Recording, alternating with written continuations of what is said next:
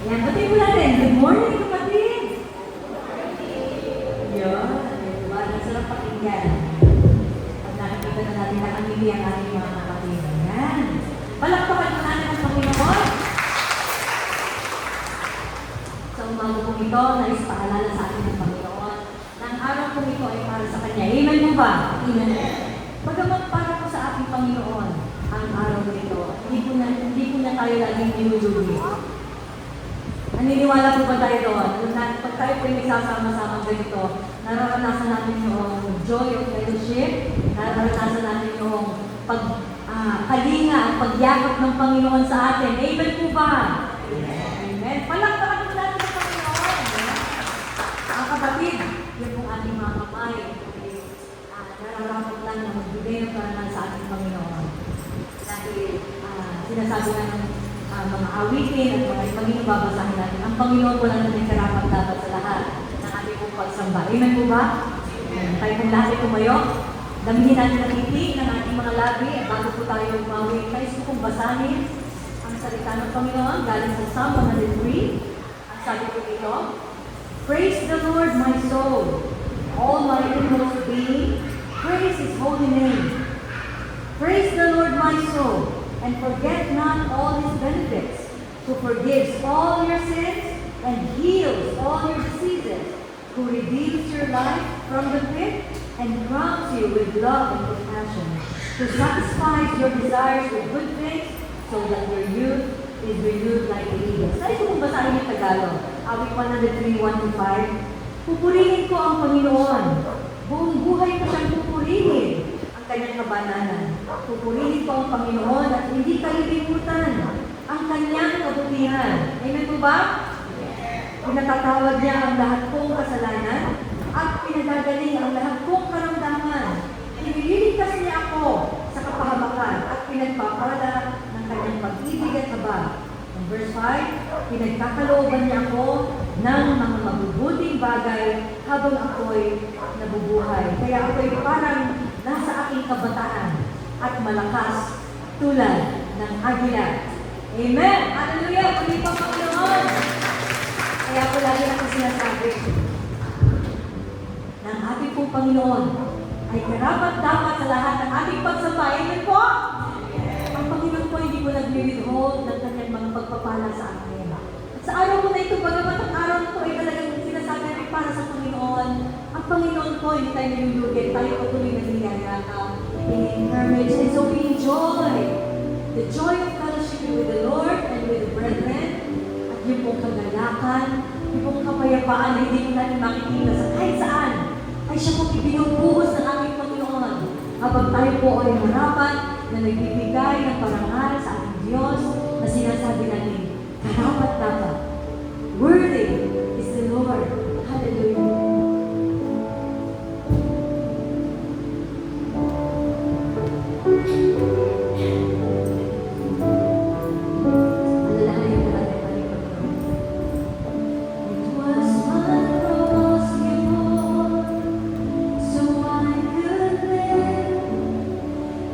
Freedom you died for.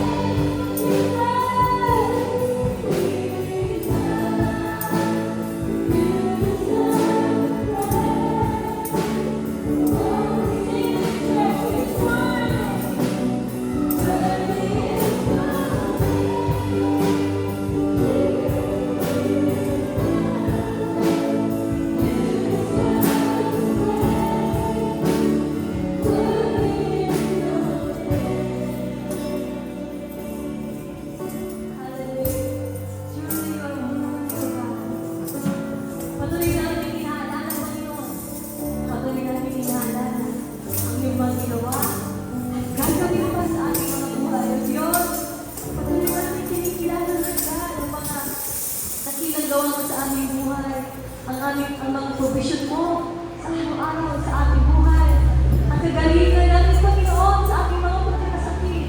Ang kalakasang patuloy mo sinusuplay sa amin upang magawa namin, Panginoon, ang iyong gawain at kalooban sa aming mga buhay.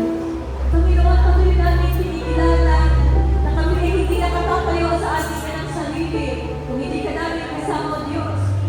Hindi kami matutuloy na matuwid sapagkat wala kami kahit anong pwede ipagmalaki sa aming mga sarili. At ang katuwiran, Panginoon, namin ay makukuha lang namin sa iyo, aming dakilang Diyos. You are our righteousness, O God. At salamat, Panginoon, patuloy mong ipinaalala sa aming Panginoon. Continually reminding us, O God, of your holiness, that we too, katulad mo, Ama, will live a holy life. And Lord, today we declare, we continue to declare you are holy, holy, holy forever. Hallelujah! Hallelujah! Hallelujah! Hallelujah! Mga kapatid, sabihin natin ang presensya ng ating dakilang Diyos na patuloy na nagpapakilala sa bawat isa sa atin, mga kapatid. Iba-iba tayo na dinaranas sa buhay po natin. Pero, iisa po ang gawa ng Panginoon sa ating buhay. Iisa ang plano ng ating dakilang Diyos para sa ating mga buhay. At tayo nakatigiyak, ang kanyang plano ay mabuti. Amen? Ang kanyang plano ay mabuti. Kaya po, mga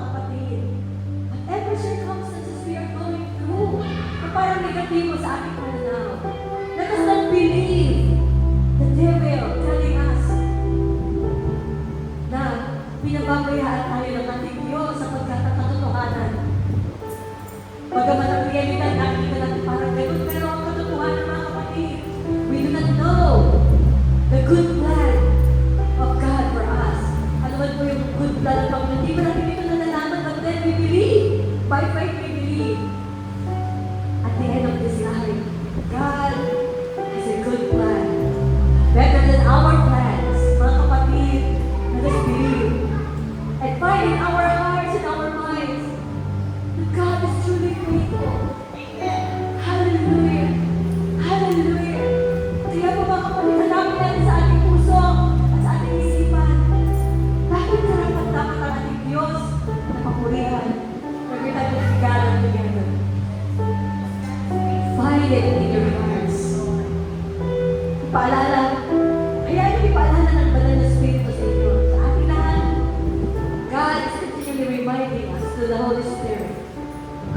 He is faithful God. Wala pong panahon sa ating buhay na makikita natin tayo pinabayaan sapagkat ang ating dakilang Diyos ay banal na kanyang mga pangako ay pwede nating panghawakan. He is faithful forever and He is holy forever.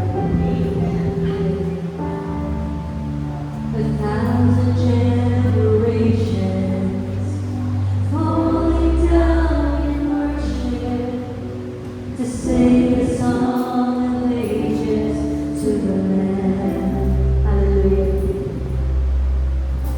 And all who come before us, all who will believe, will sing.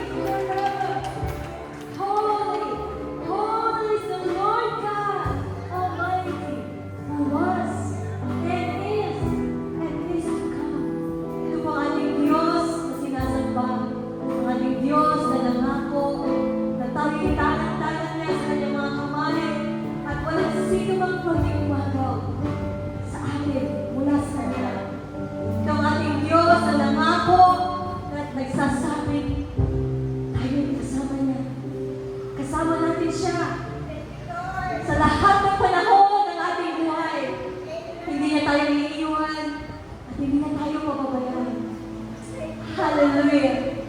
Itong ating Diyos na hindi nagbabago. Noon, ngayon, at magpakailanman. At kung paano nagpakilala ang ating Panginoon sa mga nauna sa atin na mananampalataya. Even sa panahon ni Moses, paano nagpakilala ang Panginoon at pinakita niya ang kanyang kapangyarihan sa mga tao noon. The same God we are worshiping today ay nagpapahayag at nagpapakita sa atin ng kanyang kabutihan. Mga kapatid, ito po ang admonition ng Panginoon sa atin. Na alalahanin natin patuloy ang kanyang kabutihan sa ating mga buhay. Yung pong kalilitan ginagawa ng Panginoon sa ating mga buhay. Huwag po natin kalimutan mga kapatid na alalahanin at pasalamatan siya. Para po ang ating puso ay bumubukal ang pasalamat, ang pagpupuri, at pagpapahayag ng kadakilaan ng ating Diyos sa ating buhay. Hindi lamang sa ating mga buhay, hindi sa lahat sa buhay ng ating iglesia na patuloy na nagpapadotoo ang ating Panginoon na siya'y may ginagawa sa ating church. Hindi po nawawala ang problema. Naririyan pa rin ang mga problema. Sapagkat sinabi ng Panginoon, ang problema ay naririyan. There will be troubles. Left and right. Napapaligiran tayo ng napakaraming troubles sa mundo. But then, we praise God. Because He has overcome the world. At kung paano napagtagumpayan niya ang lahat ng ito, ano pa ba ang mga maliliit na problema ng ating buhay, mga kapatid? Kaya po tayo, mga kapatid, yung napakaliit na problema natin, yung kasalanan natin, hindi ko natin mabayad-mayaran at binayaran ng ating Panginoon. Napakabalat natin, mga kapatid, that we have this awesome God who embraces us sa ating pong karumihan. Kaya mo naman, the same love, the same pag-ibig po na yumakap sa ating karumihan. Ito rin po yung pag-ibig na sinasabi ng Panginoon sa atin, na nawa ay makita ng mga taong nakapaligid sa atin, na kung paano tayo iniyakap niya sa ating karumihan. Gayon din ang mga malumunti at even mga malalaking karumihan ng ating mga kapatid, kaibigan, katrabaho, o kung sino man na nasa ating paligid, ay matutunan natin yakapin. At ang pag-ibig na ito na makikita ng mga tao sa ating paligid, ay sabi ng Panginoon, tayo ay kanyang mga tunay na disipulo, mga alagad, tunay na tayo sa Kanya, kung ang pag-ibig niya ay nababanaan sa ating mga buhay. Hallelujah! Hallelujah! Purihin ka aming dakilang Diyos, napakabuti mo. Sige po, palakpakan natin ang Panginoon. Hallelujah! Let us not live home. Huwag po natin ipaggalit yung ating po mga mamunting palakpak at mamunting sigaw ng pasalamat. Hallelujah! Sa ating Panginoon. Sapagkat hindi mo nagkait ang ating Panginoon sa ating kahit mamunting lang, hindi mo tayo pinagkaitan. Sakto lang ibigay niya ang kanyang buong buhay upang bayaran ang lahat ng ating kahihiyan, lahat ng ating kasalanan. Kaya po kami nagpapasalamat sa iyo, aming Panginoon Diyos. Thank you for continually reminding us that we cannot do anything, Lord God, without you. Kaya po patuloy kami sumasandig sa iyo, Diyos, at patuloy namin hinahanap ang iyong mga salita. Ang iyong mga salita at katotohanan na siguro na magpapalaya sa aming mga maling kaisipan at maling pagkaunawa kung sino pa ang Diyos. At kung paano ipinahayag mo sa amin ang katotohanan, ay nagpapakilala ka sa aming Panginoon sa mga katotohanan ito. At kilala namin ikaw ang aming Diyos na aming maaasahan, ikaw ang dakilang Diyos, ang aming faithful God. Hallelujah. And you are faithful, Lord God. We will continue to declare you are faithful. Hindi man namin makita maganda ang nangyayari sa aming buhay ngayon, but then we continue to declare you are faithful because we know that at the end, even at the end of this life, we know that you will be faithful and you will keep your promise, that you will keep us. Isasama mo kami sa lugar na ipin-prepare mo para sa amin. And with that, for that, Lord, we thank you. At patuloy namin dinadalangin ang iyong salita sa mga sa umaga nito, na dadalhin at yung magkagawa sa amin, ang aming Pastor Joy, Panginoon. Patuloy mo po kami kaawaan, kahabagan, Panginoon, na marinig namin ang iyong tinig sa umaga nito. Isang senyales na kung kami nakakarinig at kung nakauunawa ng iyong salita, isabihin, Panginoon, kilala mo kami, ipinauunawa ko sa amin o Diyos ang iyong salita. At samahan po ang iyong magagawa, patuloy na kong palayas siya, ng iyong pong compassion, ng iyong boldness, ng the courage to say the truth sa amin po. Kahit po ito'y makasusugat ng aming puso, ng aming damdamin. At kami naman po, habang binabata namin po, habang kami nasusugatan, ay kami po'y patuloy na magpapasalamat sa pagkat ito po'y paraan mo na kami pinakikialaman mo at matutunan namin kahit masakit, Panginoon, yung pagtutuloy at pagtutungo sa amin. Pinupuri na namin at patuloy na dinadakila at sinasamba sapagkat ikaw ay karapat-dapat. Ang lahat ng ito ay sabid namin sa matamis sa pangalan ng iyong anak na si Jesus ang aming Diyos at tagapagligtas, Panginoon at tagapagligtas. At ang lahat ay magsabi na, Amen! Amen! Amen! Malakas na hallelujah! Hallelujah! Hallelujah! Hallelujah! Puli na nga po natin. Tayo natin mga pagpapalala.